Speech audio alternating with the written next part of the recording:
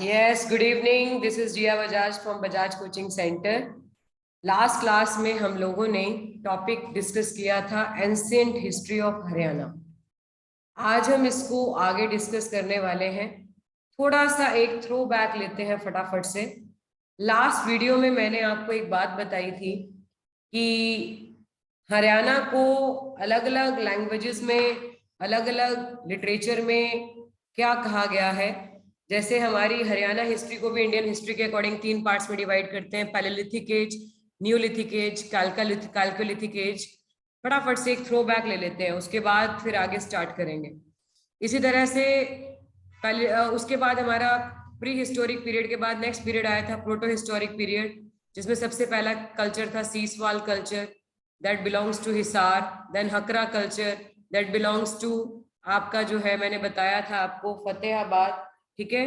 And then we are having Indus Valley Civilisation. Clear है? Indus Valley Civilisation में हमारा जो है, मैंने आपको बताया था कि मोस्ट एक्सकवेटेड साइट जो हमारी है वो कौन सी है? आपकी राखीगढ़ी। मोस्ट एक्सकवेटेड साइट हमारी कौन सी है? राखीगढ़ी, जो कि सबसे ज्यादा जिसके बारे में पता लगाया गया, जो कि एट प्रेजेंट आपकी हिसार में है। इसके अलावा मैंने आपको ये भी बताया कि आपका महाभारत के अकॉर्डिंग जो आपका हरियाणा को बहुधना और लैंड ऑफ प्लेंटीफुल ग्रेन्स के बुलाया गया, बहुधान्यक भी बुलाया गया, और हरियाणा को होम ऑफ आर्यंस भी कहा गया। ये सब हमने डिस्कस किया। इसके बाद हमने list of Indus Valley Civilisation sites जैसे बालू, बनावली, फरमाना, कुनाल, मीताथल, राखीगढ़ी, इसके अलावा भगवानपुरा, एंड इसके अलावा मैंने आपको बहुत सारी और भी साइट्स बताई थी कि वो कहाँ कहाँ पर लोकेटेड है। And after that we have discussed Vedic civilisation. Vedic civilisation में मैंने आपको बताया था कि सबसे पहले कौन सा क्लैन आया था? पुरु क्लैन, जिसकी कैपिटल थी हस्तिनापुर, जिसमें हमारा बैटल ऑफ 10 किंग्स के बारे में भी मैंने आपको बताया था। Then we have discussed about later Vedic age, Puru clan, Mahajanapadas. अब महाजनपदास को लर्न करने का मैंने आपको एक मेथड बताया था। महाजनपदास को लर्न करने का मेथड मैंने आपको क्या बताया था? इसका मेथड था हमारा माया, ठीक है ना। माया की वजह से गुप्तास को क्या मिला था? जल्दी से बताइए। वरदान मिला था। माया की वजह से गुप्तास को वरदान मिला था, मैंने आपको ये बताया था, है ना। माया की वजह से गुप्तास को वरदान मिला था। और उसके बाद लेकिन वो आड़ू निकले। लेकिन वो क्या निकले? आड़ू निकले। वो निकले आड़ू। समझ गए बात को? वो निकले आड़ू, मतलब याडू क्लैन एंड काडू क्लैन। वो निकले आड़ू, और उसकी वजह से वो हार गए। उसकी वजह से वो क्या हो गए? हार गए। ये हमने यहां तक लास्ट डिस्कस किया था कि सबसे पहली डायनेस्टी जो आई थी आपका महाजनपदास, जब हमारा पीरियड स्टार्ट हुआ। अब महाजनपदास की अगर मैं बात करूं तो महाजनपदास पीरियड हमारा 600 बीसी के बाद वाला पीरियड कहा जाता है, क्योंकि 600 बीसी ऑनवर्ड्स, क्लियर है, उसके बाद वाला पीरियड कहा जाता है महाजनपदास का। उसके बाद हमारा सबसे पहला जो आपके यू कैन से सबसे पहले हमारे रूल करने वाले जो महाजनपदास में आए थे वो आए थे मौर्यन, हरियाणा पर जिन्होंने रूल किया था, जिसमें मैंने आपको चंद्रगुप्त मौर्य के बारे में बताया। उसके बाद हमारे कौन से आए थे आपके? जल्दी से बताइए। उसके बाद हमारे आए थे योद्धा। योद्धा, इज इट ओके? योद्धास ने रूल किया था। उसके बाद अगर महाराजा अगरसेन के बारे में मैंने आपको बताया था, और फिर कुनिंदास ने रूल किया था। ये सारा हमने लास्ट क्लास में डिस्कस किया है, अगर आपको ध्यान हो तो आपको अच्छे से याद आ जाएगा। Then we have discussed about Guptas, and फिर हमने वर्धन डायनेस्टी के बारे में डिस्कस किया था, जिसमें मैंने आपको हर्षवर्धने के बारे में बताया था। ये हर्षवर्धने के टाइम का फेमस पोइट कौन सा था? बाणभट्ट। मैंने ये सारी चीजें आपको डिस्कस करके बताई थी। ह्यून सियांग उसके टाइम का फेमस विजिटर था, एक्सेट्रा एक्सेट्रा एक्सेट्रा। अब कन्नौज को पाने के लिए अब प्रतिहार से स्टार्ट करते हैं और आगे डिस्कस करते हैं। कन्नौज को पाने के लिए क्या हुआ? कन्नौज हर्षवर्धने के टाइम की कैपिटल थी। उसको पाने के लिए ट्रीपार्टाइट स्ट्रगल हुआ। याडू एंड वाडू क्लैन, इसके टाइम पर ये आड़ू निकले तो ज्यादा समय तक रूल नहीं कर पाए। उसके बाद क्या हुआ? कन्नौज को पाने के लिए 3 पार्टाइट स्ट्रगल हुआ। 3 पार्टाइट स्ट्रगल, ये क्वेश्चन बहुत बार पेपर में आता है। कन्नौज किसकी कैपिटल थी? हर्षवर्धन के समय की कैपिटल थी। क्लियर है बेटा? हर्षवर्धन के समय की कैपिटल थी क्या? कन्नौज। क्लियर? हर्षवर्धन कौन सी डायनेस्टी से बिलोंग करते थे? आपका जो है वर्धन डायनेस्टी से बिलोंग करते थे। कौन सी डायनेस्टी से बिलोंग करते थे? वर्धन डायनेस्टी से बिलोंग करते थे। फाउंडर थे प्रभाकर वर्धन और इनकी कैपिटल थी Thanesar. Is it okay? Thanesar जो एट प्रेजेंट कुरुक्षेत्रा को कहा जाता है। एट प्रेजेंट ये किसका नया नाम है? कुरुक्षेत्रा का नया नाम है। ठीक है, कुरुक्षेत्रा इसका नया नाम कहा जाता है। उसके टाइम पर फेमस विजिटर कौन सा आया था? ह्यून सियांग। कौन सा आया था? ह्यून सियांग। क्लियर है? Yes everyone.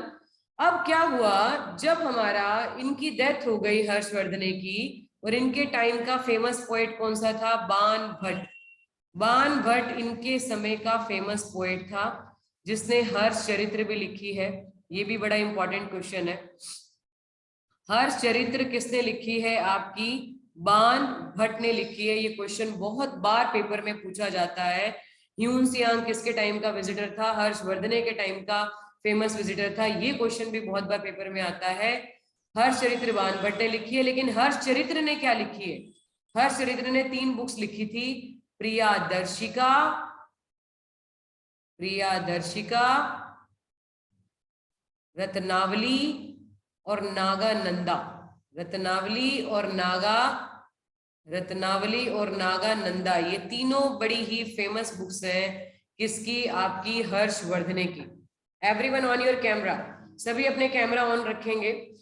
अब ये जो प्रियादर्शिका, रत्नावली एंड नागानंदा है, ये तीनों किसकी बुक्स हैं? हर्ष चरित्र की। बहुत बार क्वेश्चन ऐसे आ जाता है एग्जाम में कि इनमें से हर्ष चरित्र की कौन सी फेमस बुक नहीं है, ऐसे क्वेश्चन आ जाता है एग्जाम में। अब क्या हुआ, उसके बाद इनकी कैपिटल को पाने के लिए, जब हर्षवर्धन की डेथ हो गई 647 में, तो इनकी कैपिटल थी बेटा कन्नौज। कन्नौज कैसे कैपिटल थी? बाद में ना हर्षवर्धन ने अपनी कैपिटल थानेसर से कन्नौज शिफ्ट कर दी थी, तो कन्नौज इनकी कैपिटल थी। अब कन्नौज को पाने के लिए 3 पार्टीज में स्ट्रगल हुआ। किसके बीच में? पाल, प्रतिहार, जो कि ये सारे राजपूत वंशज थे, और राष्ट्रकूट्स। ये इसको क्या कहा जाता है? ट्रीपार्टाइट स्ट्रगल कहा जाता है। क्या कहा जाता है बेटा? ट्रीपार्टाइट स्ट्रगल। ये क्वेश्चन बहुत बार पेपर में आता है। ये ट्रीपार्टाइट स्ट्रगल जो हमारा लगभग 200 सालों तक चला, आखिरकार इसका नतीजा क्या निकला? ट्रीपार्टाइट स्ट्रगल हमारा 200 साल तक चला, और इसका नतीजा क्या निकला? पाल्स भी हार गए, राष्ट्रकूट्स भी हार गए, और प्रतिहार्स जीत गए। और आने वाले समय में प्रतिहार्स की कैपिटल क्या हो गई? कन्नौज हो गई। क्या हो गई? कन्नौज हो गई। तो 8th से 12th सेंचुरी के बीच में तोमर्स ने और प्रतिहार्स ने किसके ऊपर रूल किया था?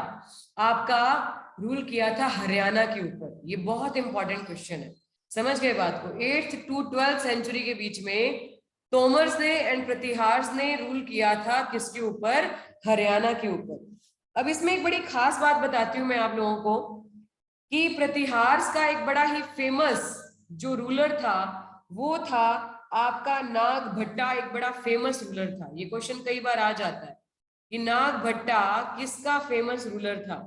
नागभट्टा सेकंड इसके टाइम का प्रतिहार्स का एक स्ट्रॉन्ग रूलर था। ठीक है, स्ट्रॉन्ग रूलर था किसके टाइम का? प्रतिहार्स का। आप लोगों ने मिहिर भोज के बारे में सुना होगा, कहाँ राजा भोज कहाँ गंगू तेली। तो मिहिर भोज जो थे, ये आपका पेहवा से बिलोंग करते थे। किससे बिलोंग करते थे? आपके पेहोवा से बिलोंग करते थे। पेहोवा से बिलोंग करते थे मिहिर भोज। पेहोवा के अंदर ना, मतलब आपका मिहिर भोज ने एक हॉर्स का बिग ट्रेडिंग सेंटर बनाया था। ये बड़ा इंपॉर्टेंट क्वेश्चन आता है एग्जाम में कि हॉर्स का ट्रेडिंग सेंटर किसने बनाया था? बिग ट्रेडिंग सेंटर मिहिर भोज ने बनाया था, जो प्रतिहार किंग थे। कहां पर बनाया था? पेहोवा में बनाया था। कहां पर बनाया था बेटा? पेहोवा में बनाया था। अब अगर मैं बात करूं तोमर्स की, तो तोमर्स और प्रतिहार दोनों ही बड़े फेमस थे, 8th से 12th सेंचुरी के बीच में रूल कर रहे थे। अब जरा बात तोमर के बारे में करते हैं। तोमर के बारे में, इसके लिए मैं आपके पास एक स्क्रीन शेयर कर रही हूँ। ठीक है बेटा, स्क्रीन शेयर करके मैं आपको जरा बताती हूँ किसके बारे में, तोमर्स के बारे में। क्लियर है? अब तोमर्स जो थे, जरा तोमर्स के बारे में बात करते हैं। तोमर्स का एक बड़ा फेमस किंग था जयपाल। तोमर्स का एक बड़ा ही फेमस किंग था, किंग जयपाल। क्लियर है? अब जो ये किंग जयपाल था ना, अब मैंने आपको बताया था कि जब ये रूल कर रहे थे आपका राजपूत वंशज, तो उस समय पर हमारा मुस्लिम इन्वेडर आए थे। कौन आए थे? आपके मुस्लिम इन्वेडर आए थे। ठीक है बेटा, अब मुस्लिम इन्वेडर के बारे में एक चीज पता होनी चाहिए, एग्जाम में क्वेश्चन आता है सबसे पहला मुस्लिम इन्वेडर कौन आया था, तो हमने क्या लगाना है, मोहम्मद बिन कासिम आया था। सबसे पहला मुस्लिम इन्वेडर आया था मोहम्मद बिन कासिम। ठीक है, अब इनको क्रोनोलॉजिकल ऑर्डर में सेट करो, ऐसे भी क्वेश्चन आता है। दूसरा मुस्लिम इन्वेडर कौन आया था इसके बाद, गजनवी। गजनवी के बाद कौन आया था, मोहम्मद गोरी। कौन आया था? गोरी। इस तरह से याद रखना है। सबसे पहला मुस्लिम इन्वेडर कौन आया था, मोहम्मद बिन कासिम, फिर कौन आया था, गजनवी, और फिर कौन आया था, गोरी।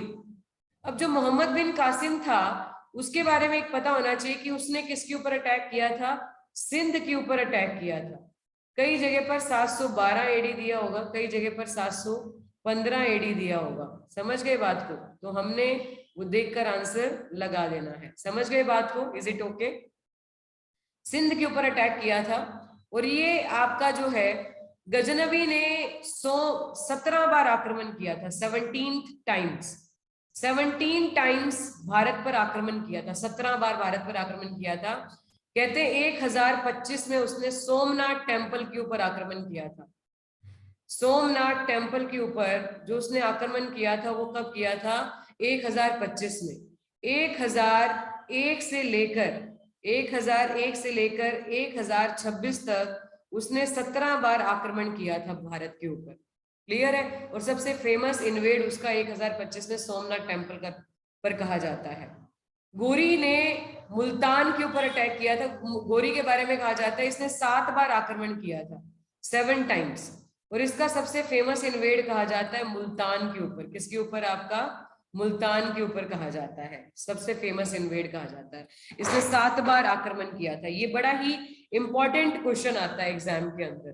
ठीक है, इंडियन हिस्ट्री में भी मैंने आपको ये सारी चीजें बता रखी हैं। अब आपको जरा इसका कनेक्शन बताते हैं, जो बताने वाली चीज है। समझ गए बात को? जैसे हमारा गोरी जो है, अगर मोहम्मद बिन कासिम की बात करूं तो ये अरब देश से आया था, ये गजनवी तुर्क देश से आया था, और ये अफगान से आया था, क्योंकि अफगान का ही एक शहर था गोड़। समझ गए बात को? तो ये भी कई बार क्वेश्चन पूछ लेते हैं आपसे एग्जाम के अंदर। एक क्वेश्चन और आ जाता है एग्जाम में कि गजनवी के समय पर फेमस विजिटर आया था अल बरूनी। कौन आया था?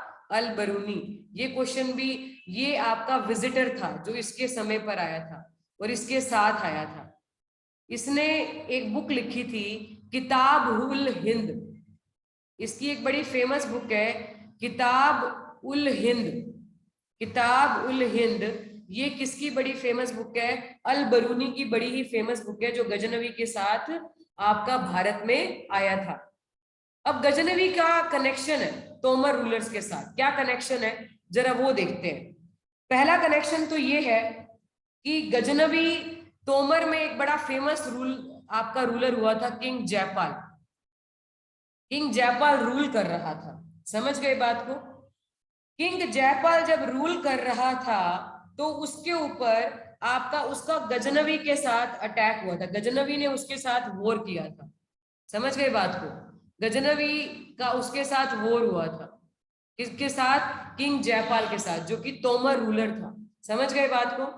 1021 की बात है ये। 1021 में जब किंग जयपाल रूल कर रहा था तो गजनवी के साथ उसका वॉर हुआ था। समझ गए बात को? Is it okay? Yes everyone. तो फिर क्या हुआ था, किंग जयपाल इसमें हार गया था और गजनवी इसमें जीत गया था। किंग जयपाल इसमें क्या हुआ था, आपका हार गया था और गजनवी इसमें जीत गया था। ये बात समझ में आ गई सभी को? अब क्या हुआ, इसमें गजनवी ने इसी बीच 1009 में गजनवी ने थानेसर के ऊपर भी अटैक किया था। थानेसर जो आज कुरुक्षेत्र का नया पुराना नाम है, समझ गए बात को। ये गजनवी का 6th इन्वेजन था, 6ठी बार जब आक्रमण किया तो 1009 में थानेसर पर उसने आक्रमण किया था। ये बात समझ में आ गई, इज इट ओके? अब जब किंग जयपाल के साथ उसका वॉर हुआ था, उस समय पर किंग जयपाल जो था वो दिल्ली और हासी का रूलर था। उस समय पर किसका रूलर था? दिल्ली एंड हासी का रूलर था। दिल्ली और हासी उसी के अंडर थे। तो नेचुरल सी बात है कि जब किंग जयपाल हार जाएगा और गजनवी जीत जाएगा तो दिल्ली और हासी किसके पास चले गए? गजनवी के पास चले गए। अब क्या हुआ, यहां तक की कहानी समझ में आ गई सभी को? Yes everyone. अब क्या हुआ, किंग जयपाल तोमर रूलर था। अब जयपाल के बाद, अब आगे जरा सीरीज जानते हैं। जयपाल के बाद उसका बेटा कुमारपाल देव आया। जयपाल के बाद उसका बेटा कुमारपाल देव आपका रूलर बना, जिसने डिफीट कर दिया। Who defeated? जिसने हरा दिया। किसको हरा दिया? मसूद को। अब ये मसूद किसका बेटा था? He was the son of Ghazni. He was the son of Ghaznavi. समझ गए बात को? गजनवी के बेटे मसूद को हरा दिया। और उसके बाद क्या हुआ? Who defeated by Masud son of Ghaznavi. Kumarpal Dev भी हार गया गजनवी के बेटे से, लेकिन इसने अपना युद्ध जारी रखा। बट ही डिफीटेड, आखिरकार इसने हरा दिया। किसको? सन ऑफ मसूद को। सन ऑफ मसूद से तो ये हार गया जो कि गजनवी का बेटा था, लेकिन इसने सन ऑफ मसूद, मवदीद, कौन, क्या नाम था सन ऑफ मसूद का? सन ऑफ मसूद का नाम था आपका मवदीद। मवदीद नाम था किसका? सन ऑफ मसूद का। उसको हरा दिया। समझ गए बात को? बट ही डिफीटेड, किसको हरा दिया? जल्दी से बताइए। सन ऑफ मसूद, मवदीद को हरा दिया। और क्या हुआ? आप लिबरेट कर लिया। किसको लिबरेट कर लिया? लिबरेट कर लिया आपका गजनवी एम्पायर से। समझ गए बात को? जो गजनवी एम्पायर आपका गजनवी के हराने के बाद किसके पास चला गया था और लिबरेट कर दिया अपने आप को गजनवी एम्पायर से। अब उसके बाद क्या हुआ? अनंगपाला आया। ये सारे उसी तोमर रूलर है। ये अनंगपाला सेकंड आया। वैसे क्वेश्चन ये भी आता है कि दिल्ली के फाउंडर कौन थे? दिल्ली के फाउंडर कौन थे? ये क्वेश्चन भी आता है, बड़ा फेमस क्वेश्चन है ये। दिल्ली के फाउंडर थे अनंगपाल वन। अनंगपाल वन दिल्ली का फाउंड आउट हुई थी 736 एडी। ये क्वेश्चन बड़ा इंपॉर्टेंट क्वेश्चन है, बड़ी बार पेपर में आता है, बहुत ही बार एग्जाम में ये क्वेश्चन पूछा जाता है, बहुत बार। समझ गए बात को? अब अनंगपाला 2 आया। किसके बाद आया? ये कुमारपाल देव के बाद आया। समझ गए बात को? अब जब कुमारपाला देव के बाद अनंगपाला आया, ये अनंगपाला वही है जिसने सूरज कुंड बनाया था। ये सूरज कुंड मेला लगता है ना हर साल, आपका जो है ये फरीदाबाद से जब हम आते हैं गुड़गांव की तरफ चलते हैं तो सूरज कुंड का मेला लगता है। तो वो सूरज कुंड किसने बनवाया था? अनंगपाला ने ही बनवाया था। जल्दी से बताइए, ये बात समझ में आ गई सभी को? Yes everyone, is it okay?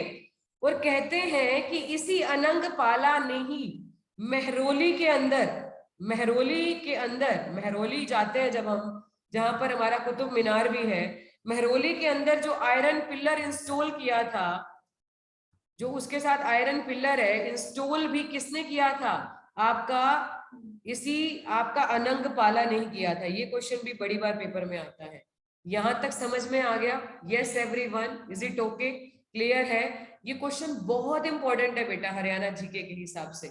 यहां तक समझ में आ गया? Is it okay? यहां तक की स्टोरी आई थिंक आप लोगों को क्लियर हो गई होगी। बिल्कुल टू द पॉइंट चल रहे हैं हम। चले आगे? Yes everyone. अब इसी तरह से चलते चलते पहुंचेंगे कि हमारा हरियाणा कैसे बना था। आई थिंक यहां तक हमें समझ में आ गया होगा। यस एवरीवन, ठीक है बेटा, चले आगे। गिव मी अ थंब इंप्रेशन अगर यहां तक हमें समझ में आ गया है। गिव मी अ thumb impression, everyone give me अ थंब इम्प्रेशन। वेरी गुड सिमरन, काजल, वेरी गुड। अब हम चलते हैं जरा नेक्स्ट स्लाइड की तरफ। अब क्या हुआ, जब अनंग पाला के बाद इनके ऊपर नेक्स्ट डायनेस्टी जो रूल करने वाली थी वो थी चौहान्स। फिर चौहान्स आ गए। फिर कौन आ गए? आपका चौहान्स आ गए।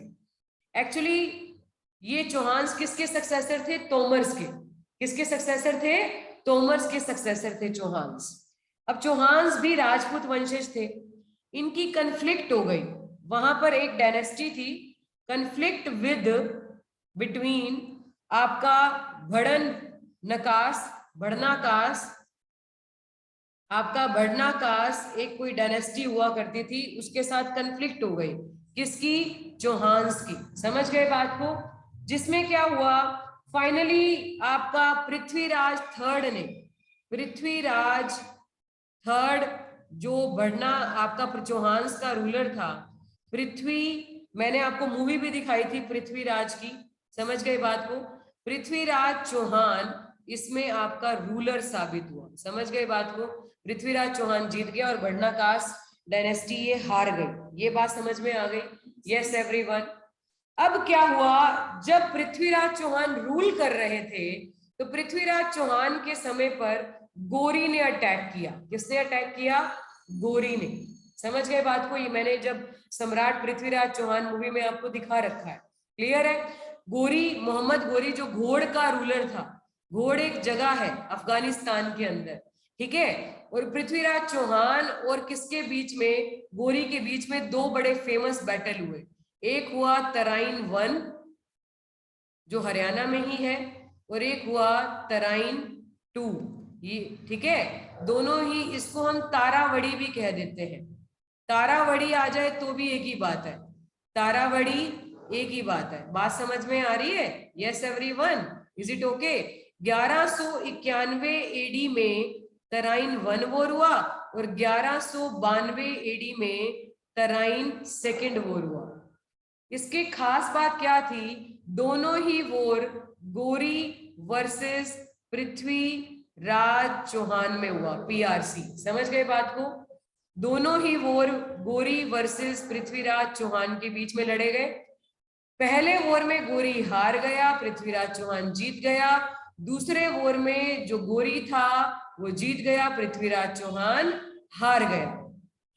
पृथ्वीराज चौहान को बंदी बनाकर ले जाया गया और मोहम्मद गोरी ने उनको मार दिया। अब इसके बाद दिल्ली एंड अजमेर किसके अंडर चले गए? दिल्ली एंड अजमेर जिसका की रूलर हुआ करता था पृथ्वीराज चौहान, वो आपका गोरी के पास चले गए। उसका रूलर कौन बन गया? फाइनली रूलर बन गया गोरी। ये बात समझ में आ गई सभी को? Yes everyone, is it okay? अब दिल्ली एंड अजमेर ये किसके पास चले गए? गोरी के पास। और यहीं से दिल्ली सल्तनत की शुरुआत हुई। ये किसकी शुरुआत हुई? आपकी दिल्ली सल्तनत की शुरुआत हमारी यहीं से हुई। Is it okay? Yes everyone. अब क्योंकि गोरी की कोई आगे, गोरी की डेथ के बाद क्योंकि उसका कोई आगे सक्सेसर नहीं था, इसीलिए आने वाली पहली डायनेस्टी का जो नाम पड़ा वो क्या पड़ा? स्लेव। क्योंकि गोरी का एक आपका सेना नायक था कुतुबुद्दीन ऐबक। कौन सा था? कुतुबुद्दीन ऐबक। ये बात समझ में आ गई? Is it okay? Qutbuddin Aibak Ghori का एक स्लेव था, दास था। तो इसीलिए आने वाली पहली डायनेस्टी, क्योंकि गोरी की कोई सक्सेसर ना होने के कारण भाई भतीजावाद में युद्ध हुआ और आखिरकार जो सारा रूल था 1206 में आपका किसके पास चला गया? कुतुबुद्दीन ऐबक के पास चला गया। और अब हिस्ट्री टर्न बैक लेती है और शुरुआत हो जाती है 1206 से लेकर 1857 की क्रांति तक का पीरियड दिल्ली सल्तनत के नाम से जाना जाता है। वैसे तो 1526 तक का पीरियड, 1206 से लेकर 1526 तक का पीरियड दिल्ली सल्तनत के नाम से जाना जाता है। इसको लर्न करने का एक तरीका भी मैंने बताया था, झीके आपका तसल्ली से करनी चाहिए वरना बिल्कुल मजा नहीं आता। समझ गए बात को? अब हरियाणा में इसका बड़ा ही इंपॉर्टेंट रूल है। अब सबसे पहली डायनेस्टी कौन सी थी? गुलाम, जिसको हम स्लेव भी कहते हैं, जिसको हम दास भी कहते हैं, जिसको हम ममलूक भी कहते हैं, जिसको हम आपका जो है इल्बरी तुर्क भी कहते हैं, इल्बरी तुर्क भी कहते हैं। ठीक है, ये सारे गुलाम डायनेस्टी के नाम हैं। तो पहली डायनेस्टी दिल्ली सल्तनत पर जिसने 1206 से 1290 तक रूल किया वो थी हमारी गुलाम डायनेस्टी। फिर कौन सी डायनेस्टी आई हमारी? खिलजी डायनेस्टी। खिलजी डायनेस्टी आपका उसके बाद इसने 1290 से लेकर 1320 तक रूल किया।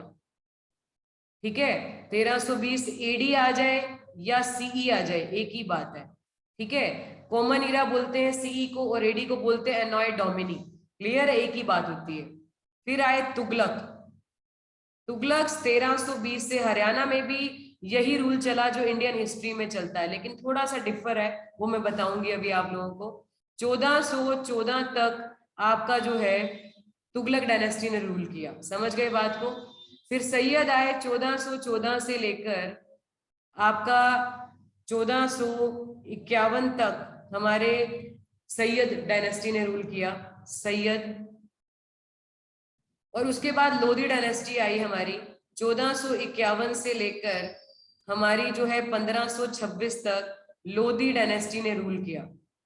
और फिर क्या हुआ, हिस्ट्री फिर एक टर्न बैक लेती है और फिर होता है 1526 में पानीपत का पहला वॉर। पानीपत का फर्स्ट वॉर होता है, जो होता है किसके बीच में? इब्राहिम लोदी के बीच में। इब्राहिम लोदी वर्सेस किसके बीच में? बाबर के बीच में। अभी मैं अब सारा बताऊंगी आगे चल के। जिसके बाद क्या होता है, इब्राहिम लोदी हार जाता है, बाबर जीत जाता है। और आपका ये पहला वॉर जो पानीपत का हुआ था वो 21 अप्रैल 1526 को हुआ था। ये सबसे इंपॉर्टेंट बात है, ये क्वेश्चन बड़ी बार पेपर में पूछा जाता है। Is it okay? अब जो ये इब्राहिम लोदी इसमें हार जाता है, बाबर इसमें जीत जाता है, और यहीं से ही मुगल डायनेस्टी अपनी नींव रखती है। ये क्वेश्चन भी बड़ी बार पेपर में आता है कि which fort laid the foundation of Mughal emperorship. तो पानीपत का जो पहला वॉर है उसके बाद मुगल एम्परशिप की नींव रखी जाती है। वो एक अलग बात है कि Mughals and Maratha simultaneously rule करते हैं। मुगल्स तो रूल करते हैं 1526 से लेकर 1857 की क्रांति तक, और इसके बाद ही दिल्ली सल्तनत एंड हो जाती है। लोधी के आने के, पानीपत के पहले वॉर के बाद दिल्ली सल्तनत क्या हो जाती है? पानीपत के पहले वॉर के बाद दिल्ली सल्तनत केम टू एन एंड और मुगल एम्परशिप शुरू हो जाती है। और मराठास की जो टाइम पीरियड है वो सही मायने में शुरू होता है शिवाजी के कोरोनेशन के साथ 1674 में, और जो वो भी आपका एंड हो जाता है कब तक? आपका 1761 में अहमद शाह अब्दाली के आक्रमण के बाद, क्योंकि 1761 में पानीपत का थर्ड वॉर हुआ था। पानीपत का क्या हुआ था बेटा? थर्ड वॉर हुआ था, जो हुआ था Marathas versus Ahmad Shah Abdali. Marathas versus Ahmad Shah Abdali.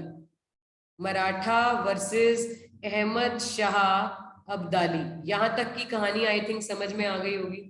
Is it okay?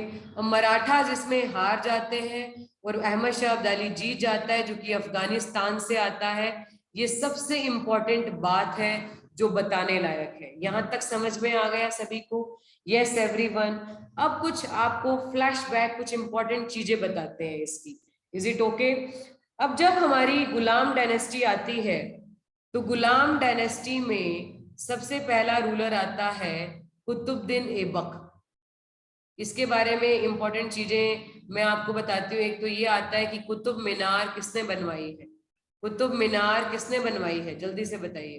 Qutub Minar हमारी, यहाँ पर लिख देते हैं ताकि ये ऑर्डर चलता रहेगा। कुतुब मीनार हमारी किसने बनवाई है? कुतुबुद्दीन ऐबक ने बनवाई है। एक क्वेश्चन ये आ जाता है एग्जाम में। एक क्वेश्चन ये आ जाता है, लाख बख्श का टाइटल किसको देते हैं? कुतुबुद्दीन ऐबक को देते हैं, क्योंकि बड़ा दानवीर टाइप का पर्सन था। एक क्वेश्चन ये आता है, ही वाज डाइड, ठीक है, falling from horse. Falling from horse, घोड़े से गिरकर इसकी मौत हो गई थी। क्या खेल रहा था ये? पोलो खेलते हुए, पोलो खेल रहा था ये। उस समय पर इसको चोकर कहते थे। घोड़े से गिरकर किसकी मौत हो गई थी? कुतुबुद्दीन ऐबक की मौत हो गई थी। ये क्वेश्चन बड़ी बार पेपर में आता है, ठीक है। अब इसमें एक खास बात यह है कि दिल्ली की पहली महिला सुल्ताना कौन बनी थी? कुतुबुद्दीन ऐबक के बाद उसका दामाद इल्तुतमिश, जो कि उसका सन इन लॉ भी था, नेफ्यू भी था, ठीक है। सॉरी, सन इन लॉ था कुतुबुद्दीन ऐबक का, इल्तुतमिश बना था, नेफ्यू नहीं था, सॉरी, सन इन लॉ था किसका। और इसके बाद इल्तुतमिश की बेटी बनी थी कौन? Razia Begum. I will send the PDF, मैंने आप लोगों को भेज भी रखी है पीडीएफ, आपको पता भी है इस चीज के बारे में। रजिया बेगम इसकी बेटी थी जो दिल्ली की पहली महिला सुल्ताना बनी थी। अब यहाँ पर एक क्वेश्चन आता है एग्जाम में, क्या क्वेश्चन आता है? हरियाणा जीके के अकॉर्डिंग, इंडियन हिस्ट्री के अकॉर्डिंग तो हमने कर रखा है सारी चीजें, क्लियर है। एक क्वेश्चन आता है कि रजिया बेगम को कब मारा गया था? 14 अक्टूबर, 14 अक्टूबर, अभी अक्टूबर ही चल रहा है, 1240, 14 अक्टूबर 1240 को, 1240 को रजिया बेगम को उनका उनका असैसिनेशन हुआ था। समझ गए बात को?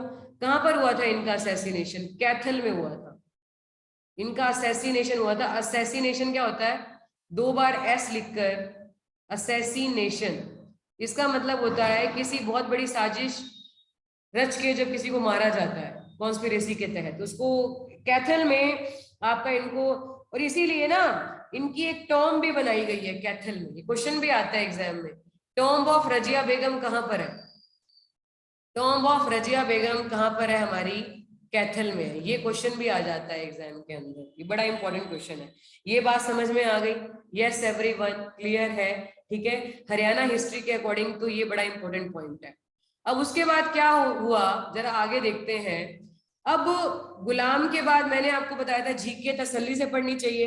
फिर कौन आया? खिलजीज आए। खिलजी में हमारे जो फेमस रूलर आए वो कौन थे? मैंने आपको बता रखा है, जैक। अब जैक कौन थे हमारे? जलालुद्दीन खिलजी, जलालुद्दीन खिलजी, अलाउद्दीन खिलजी, अलाउद्दीन खिलजी, ये दोनों बड़े फेमस रूलर थे। Is it clear? लेकिन उसके बाद जो हरियाणा हिस्ट्री के अकॉर्डिंग इंपॉर्टेंट है, फिर कौन आए? तुगलक। अब तुगलक में मैंने आपको बताया था कि इंडियन हिस्ट्री में वैसे तो घियासुद्दीन तुगलक, मोहम्मद बिन तुगलक और फिरोज शाह तुगलक, ये तीनों बड़े फेमस रूलर है। सबसे पहला रूलर कौन सा आया था? घियासुद्दीन तुगलक।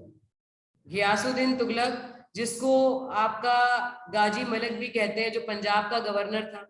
फिर कौन आया था? मोहम्मद बिन तुगलक, जिसके टाइम पर कौन आया था? इब्न बतूता आया था। समझ गए बात को?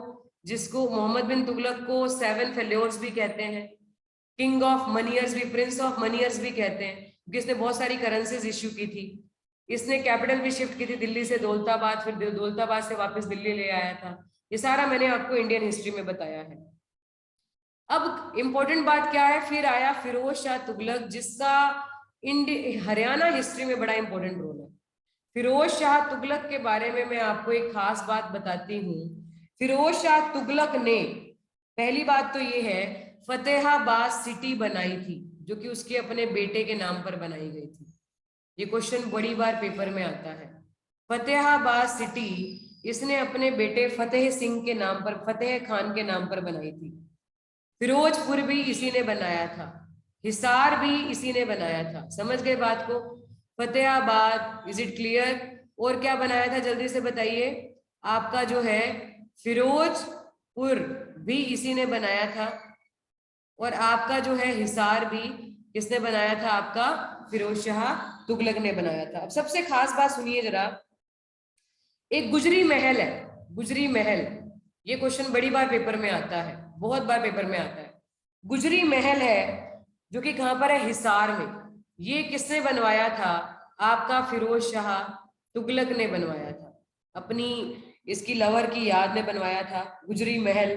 समझ गए बात को? ये बहुत ही इंपॉर्टेंट क्वेश्चन आता है पेपर के अंदर, हरियाणा जीके के हिसाब से क्वेश्चन आता है। किसने बनवाया था? आपका फिरोज शाह तुगलक ने बनवाया था। समझ गए बात को? Yes everyone. अब इस समय पर जब तुगलक डायनेस्टी रूल कर रही थी, क्योंकि तुगलक डायनेस्टी मैंने आपको बताया था कि 1320 तक तो किसने रूल किया था, खिलजिस ने रूल किया था। 1320 से लेकर आपका 1400, मैंने बताया है 1414 तक किसने रूल किया था, तुगलक्स ने। इसी बीच तिमुर का इन्वेजन हुआ था, तिमुर इन्वेजन, ये भी बड़ा इंपॉर्टेंट इन्वेजन कहा जाता है। इन्वेजन होता है आक्रमण, तिमुर ने आक्रमण किया था। ये तिमुर बाबर का डिसेंडेंट का, बाबर तिमुर का ही डिसेंडेंट कहा जाता है, उसी की ही फैमिली से कहा जाता है। तिमुर ने इन्वेजन किया था, आक्रमण किया था। कब किया था? 1398 में। ये बड़ा इंपॉर्टेंट क्वेश्चन आता है एग्जाम में। 1398 में उसने तुगलक डायनेस्टी को क्या कर दिया था, पूरी तरह से वीक कर दिया था। ठीक है, ओके, ये बात समझ में आ गई। और जब तिमुर ने आपका तुगलक डायनेस्टी को पूरी तरह से जीत लिया, उसके बाद फिर नेक्स्ट डायनेस्टी आई थी हमारी, कौन सी? सैयद डायनेस्टी। खिज्र खां आपका इनका कमांडर इन चीफ हुआ करता था उस समय पर। बात समझ में आ गई? Yes everyone, is it okay? I think यहाँ तक की कहानी हमें समझ में आ गई होगी। Is it okay? Yes everyone. तो इसके बाद जो पानीपत का जो हमारा, फिर कौन, तुगलक के बाद कौन आए थे हमारे? मैंने आपको बताया था तुगलक के बाद जब तिमुर का इन्वेजन हुआ तो फिर हमारी सैयद डायनेस्टी आई थी, जो निकम्मे साबित हुए थे। मैंने आपको बताया था क्या साबित हुए थे? निकम्मे। जिसमें सबसे पहला रूलर कौन सा था? खिज्र खां। खिज्र खां एक्चुअली कौन था? खिज्र खां कमांडर इन चीफ था आपका, किसका? तुगलक डायनेस्टी का। ठीक है, और फिर जब तिमुर के इन्वेजन के बाद ये डायनेस्टी वीक हो गई तो फिर सैयद ने रूल किया। फिर कौन आया था आपका? मुबारक शाह। मुबारक शाह के बाद कौन आया था, जल्दी से बताइए? आपका मोहम्मद शाह। मोहम्मद शाह के बाद कौन आया था, जल्दी से बताइए? आपका अहमद शाह। समझ गए बात को? और फिर क्या हुआ था? अहमद शाह के अब इसके बाद जो डायनेस्टी ने रूल किया था वो थी लोधी डायनेस्टी। लोधी डायनेस्टी में कौन से 3 ही रूलर कहे जाते हैं? BSI। सबसे पहला है बहलोल लोधी। बहलोल लोधी के बाद कौन आया था? सिकंदर लोधी। सिकंदर लोधी वही लोधी है जिसने आगरा को फाउंड आउट किया था। ये क्वेश्चन बड़ी बार पेपर में आता है 1504 में, बहुत बार पेपर में ये क्वेश्चन आता है। 1504 में आगरा सिटी किसने फाउंड आउट की थी? सिकंदर लोधी ने। और उसके बाद कौन आया था? इब्राहिम लोधी। अब ये वही इब्राहिम लोधी है जो किसके साथ लड़ा था, जल्दी से बताइए? बाबर के साथ लड़ा था। इसी दोनों के बीच में पानीपत का पहला वॉर हुआ था। ये बात समझ में आ गई? Is it okay? और इसी के साथ ही 21 अप्रैल 1526 को जो पानीपत का पहला वॉर हुआ था, पानीपत फर्स्ट वॉर, उसके बाद ही हमारी दिल्ली सल्तनत एंड हो जाती है। Is it okay? Yes everyone. और हमारी मुगल एम्परशिप शुरू होती है। अब बाकी जो हम मॉडर्न एज करेंगे वो हम करेंगे नेक्स्ट क्लास के अंदर। यहां तक समझ में आ गया? आई होप कि हमें अच्छे से समझ में आ गया होगा। कल हम करेंगे मॉडर्न एज। क्लियर है? यस एवरीवन, क्लियर है? प्री मिडिवल एज और मिडिवल एज हमारी यहीं पर खत्म होती है। और कल की क्लास मिस मत करिएगा, कल हम इसको आगे कंटिन्यू रखेंगे। कल इसी समय पर क्लास रहेगी आपकी 6 to 7, क्योंकि आपकी नेक्स्ट 2 डेज में नहीं लूंगी, कल आपकी क्लास होगी। समझ गए बात को? और कल आपका इसको कोशिश करेंगे कि हरियाणा कैसे बना, वहां तक भी हम पहुंचेंगे। क्लियर है? आई होप कि हमें यहाँ तक अच्छे से समझ में आ गया होगा। क्लियर है? तो टिल देन, बाय एवरीवन।